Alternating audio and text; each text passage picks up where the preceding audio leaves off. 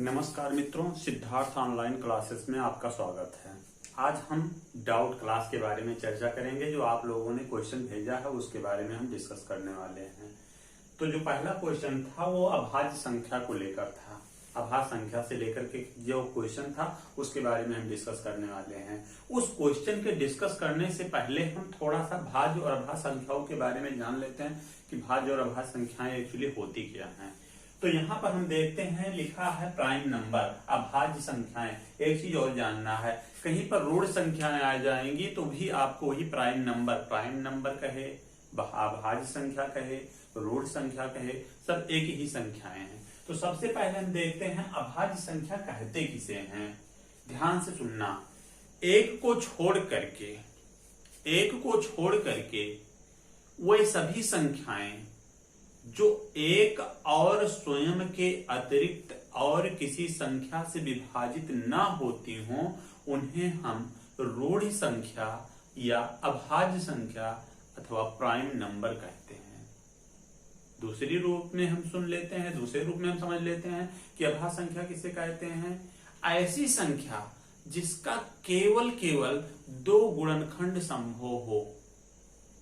कोई भी संख्या है जिसका एक गुणनखंड एक होता है और एक गुणनखंड स्वयं होता है, तो इस प्रकार से कह सकते हैं। अर्थात हम देखते हैं अभाज्य संख्या वो संख्या होती है जो एक और स्वयं के अतिरिक्त किसी भी संख्या से विभाजित नहीं होती है। मैंने एक परिभाषा बताया है कि एक को छोड़ करके, एक को काउंट इसमें नहीं किया जाता है, नहीं तो आप कहें कि ये एक से तो विभाजित हो जाता है, ये आपको याद रखना है। तो सबसे पहले हम ध्यान देते हैं, बार बार पूछा जाता है कि सबसे छोटी अभाज्य संख्या क्या होती है। तो सबसे छोटी जो अभाज्य संख्या होती है वो 2 होती है। कभी कभी क्वेश्चन पूछ लिया जाता है कि 1 से लेकर के 100 तक में कुल कितनी अभाज्य संख्याएं हैं, 1 से लेकर के 50 तक में कुल कितनी अभाज्य संख्याएं हैं। आज हम आपको अभाज्य संख्याएं ज्ञात करने के बारे में थोड़ी सी जानकारी देंगे। जैसे लिखा है अभाज्य संख्या ज्ञात करना।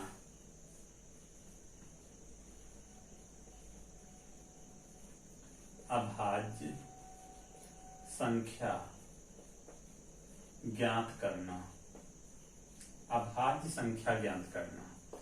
अब जैसे आपको दे दिया गया है कि मान लीजिएगा, बताइएगा 51 क्या एक भाज्य संख्या है कि एक अभाज्य संख्या है। तो आप कैसे बताएंगे कि ये भाज्य है कि अभाज्य है। या तो आप देखिएगा, 1 से तो कटेगा, स्वयं से कटेगा। अब हम या तो 1 से लेकर के 51 तक सभी संख्याओं से इसको विभाजित करके चेक करें, उसके पश्चात देखें कि ये कट रहा है कि नहीं कट रहा है, तब हम डिसाइड कर पाएंगे कि ये भाज्य है कि अभाज्य है। लेकिन ऐसा करेंगे तो बहुत ज्यादा समय लगेगा। हम करते क्या है, हमको पूर्ण वर्ग संख्याएं ज्ञात होनी चाहिए। आप बताइएगा 51 के बाद कोई ऐसी पूर्ण वर्ग संख्या है जो आपको पता है? तो आपको पता होना चाहिए 49 एक पूर्ण वर्ग संख्या है, 4 एक पूर्ण वर्ग संख्या, 25 एक पूर्ण वर्ग संख्या, 36 एक पूर्ण वर्ग संख्या है। तो बताइए 51 यानी 51 के पहले 49 तो एक पूर्ण वर्ग संख्या होती है, लेकिन 51 के बाद पूर्ण वर्ग संख्या क्या होगी? तो 8 अठाई 64 यानी 64 पूर्ण वर्ग संख्या होगी। और 64 का यानी 51 के बाद आपको देखना है कि पूर्ण वर्ग संख्या क्या होगी। तो 51 के बाद पूर्ण वर्ग संख्या क्या होती है? 64। अब 64 का वर्गमूल क्या होता है? 8। ध्यान से सुनना है, 64 का वर्गमूल क्या होता है? 8। अब आपको इस 8 से कोई मतलब नहीं है। 8 से छोटी जितनी भी अभाज्य संख्याएं हैं, तो ध्यान दीजिएगा 8 से छोटी अभाज्य संख्याएं हैं कौन कौन? तो 8 से छोटी अभाज्य संख्याएं 7 हैं, 5 हैं, 3 हैं, 2 हैं। आप चेक कर लीजिए, अगर 2, 3, 5, 7 किसी से भी अगर ये संख्या विभाजित हो जा रही है तो ये अभाज्य संख्या नहीं है बल्कि एक भाज्य संख्या है। और अगर इनमें से किसी से विभाजित नहीं होती है, केवल 4 ही संख्याओं से अगर इनमें से किसी से विभाजित नहीं होती है, तो समझ जाइएगा कि ये एक अभाज्य संख्या है। तो हम चेक करते हैं, 5 और 1 6, 3 से भी विभाजित हो जाता है यहां से।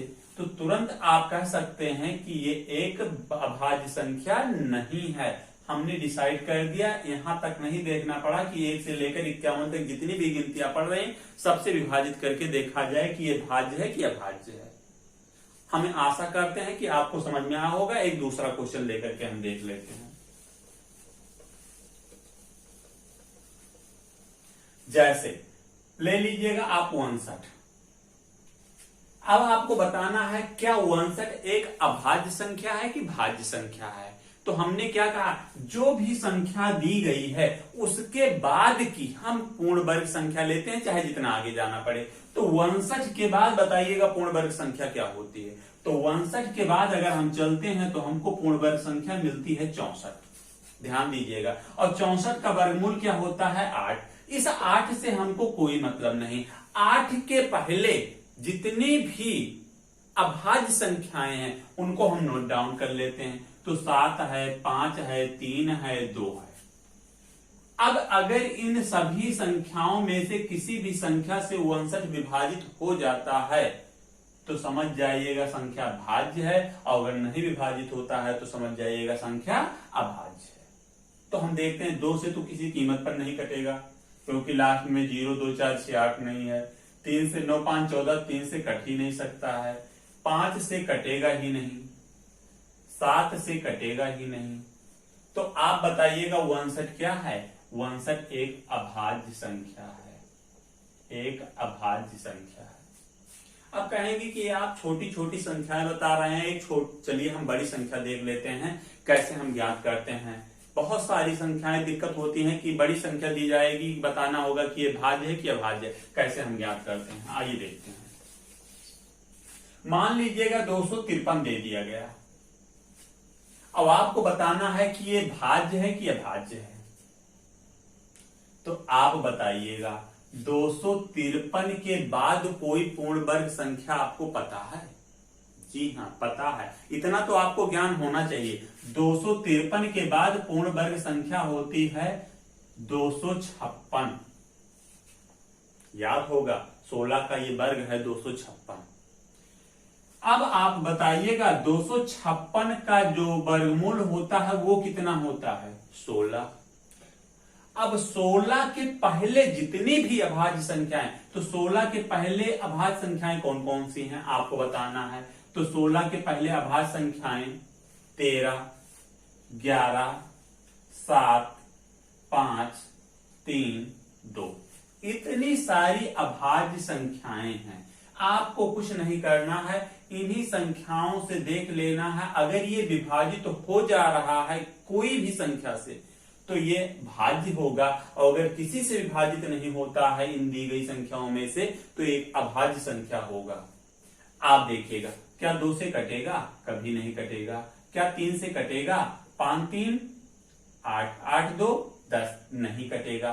5 से कभी भी नहीं कटेगा।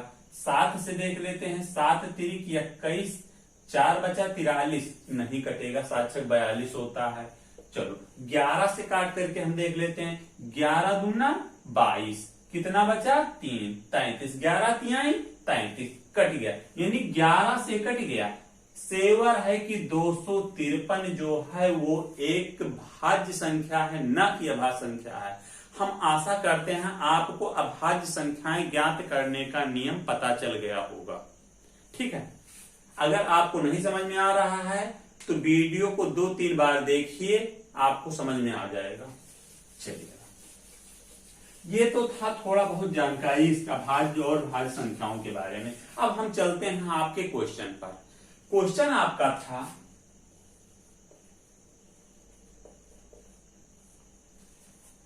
30 और 60 के मध्य भाज्य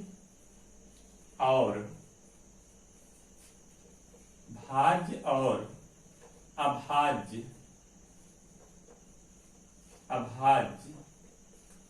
संख्याओं का अंतर कितना है, अंतर कितना है।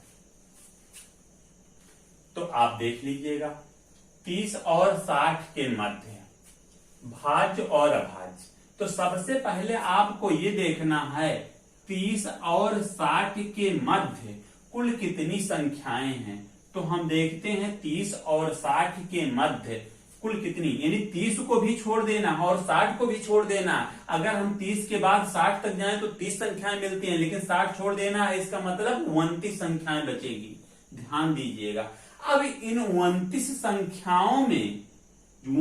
संख्याओं में आपको देखना है कितनी भाज्य संख्याएं हैं और कितनी अभाज्य संख्याएं, यानी 30 और 60 के ऊपर। ठीक है, तो इसको हम बताने से पहले आपको थोड़ा सा यहां हम ट्रिक बता दे रहे हैं, थोड़ा सा ध्यान दीजिएगा, आपको समझ में आएगा। एक ट्रिक है 4 4 2 2 3 2 2 3 2 1। गिन लीजिएगा कितनी संख्याएं हैं। 2 2 4 2 6 2 8 2 10। जो 1 से 10 तक की लाइन होती है उसमें 4 अभाज्य संख्याएं होती हैं। जो 11 से 20 तक होती है उसमें 4 होती हैं। इसी प्रकार से जो 10 लाइन है, पहली लाइन में 4, दूसरी लाइन में 4, तीसरी लाइन में 2, अगली लाइन में 2, इसी प्रकार से ये अभाज्य संख्याएं होती हैं। ठीक है, अब आपको ध्यान देना है, जब हम 31 से 60 तक चलते हैं तो इसका मतलब हमको चौथी लाइन, पांचवी लाइन और छठवीं लाइन, यानी चौथी लाइन, पांचवी लाइन और छठवीं लाइन के बारे में हमको ज्ञात करना है। तो आप देखिएगा 29 संख्याओं में जो चौथी लाइन में है 2 अभाज्य संख्याएं, पांचवी में 3 और छठवीं में 2, तो 2 3 5 2 7, यानी 7 अभाज्य संख्याएं हैं। ध्यान से सुनिएगा, 7 अभाज्य संख्याएं हैं। तो यहां पर हम देख लेते हैं भाज्य और यहां पर लिख लेते हैं अभाज्य। तो यहां पर अगर अभाज्य संख्याएं 7 हुई तो भाज्य संख्याएं 29 में कितनी बचेगी? कुछ नहीं बताना है। 29 में से 7 घटा दीजिएगा, कितनी बची? 22 संख्याएं बची। अब आपका क्वेश्चन कितना आसान हो गया होगा कि 22 और 7 का डिफरेंस क्या होता है। क्वेश्चन पूछ रहा भाज्य और अभाज्य संख्याओं का अंतर कितना होगा, तो 22 और 7 का डिफरेंस कितना होता है? 22 और 7 का डिफरेंस 15 होता है, यानी 22 माइनस 7 बराबर 15। यही आपका आंसर है। हम आशा करते हैं आपको ये क्वेश्चन समझ में आया होगा। थोड़ा सा यही नहीं समझ में आया होगा, इसको एक बार हम फिर से रिवीजन कर देते हैं। ठीक है, अगर आप इसका स्क्रीनशॉट लेना चाहें तो ले लीजिएगा। इसको मिटा करके एक बार हम इसको थोड़ा सा बताने का कष्ट करते हैं।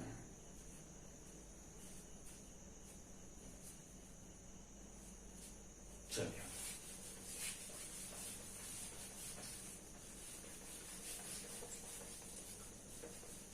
देखिएगा यहां पर लिख दे रहे हैं 4 4 2 2 3 2 2 3 2 1।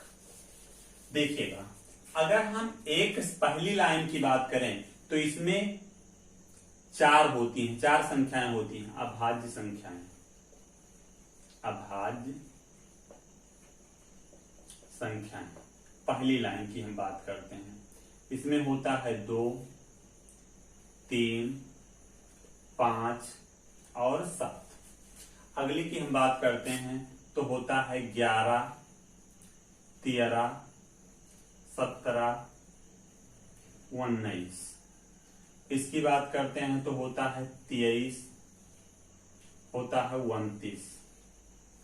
अगला हम बात करते हैं तो होता है 31 और इसमें होता है 37। आगे हम बात करते हैं तो इसमें होता है 41 43 47। आगे हम बात करते हैं तो होता है 53, फिर होता है 59। आगे बात करते हैं 61 67 71 73 79 83 89 और इसमें 97। यानी 1 से लेकर के 100 तक में अगर हम देखें तो यही दिया गया है। ये पहली लाइन है, ये दूसरी है, ये तीसरी है, चौथी, ये पांचवी, छठवीं, सातवीं, आठवीं, नौवीं, 10वीं। अगर अब आपसे कोई पूछे तो 100 तक में कुल इतनी ही अभाज्य संख्याएं होती हैं। 4, 4, 8, 2, 10, 2, 12, 3, 15, 2, 17, 2, 19, 3, 22, 2, 24, 1, 25। यानी 100 तक में कुल 25 अभाज्य संख्याएं होती हैं। अभाज्य संख्याएं होती हैं। अगर 50 तक कहे तो 4, 4, 8, 2, 10, 2, 12, 3, 15 इतनी अभाज्य संख्याएं होती हैं। आपको ये ट्रिक कोई नहीं है, बल्कि ऐसे बनाया गया है। इसको याद करने से अच्छा है कि आप ये नियम जानिए, ये जरूरी नहीं है रटना। ठीक है, आशा करते हैं आपको समझ में आया होगा। अगर नहीं समझ में आया है तो एक बार दो बार इसको रिवर्स करके देखिएगा, वीडियो पोस्ट करके देखिएगा, आपको समझ में आया होगा। ठीक है, अगर आपको वीडियो पसंद आया हो तो आप इसे लाइक करिए, अगर ना पसंद आया हो तो डिसलाइक करिए और ज्यादा से ज्यादा शेयर करिए। धन्यवाद।